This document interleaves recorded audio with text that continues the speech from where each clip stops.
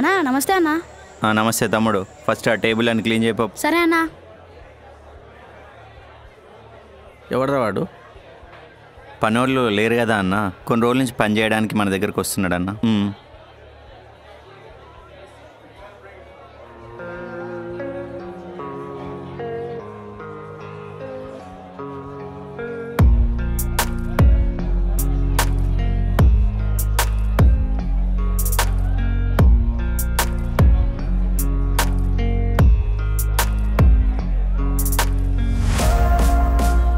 ఏ చిన్న ఇట్రా.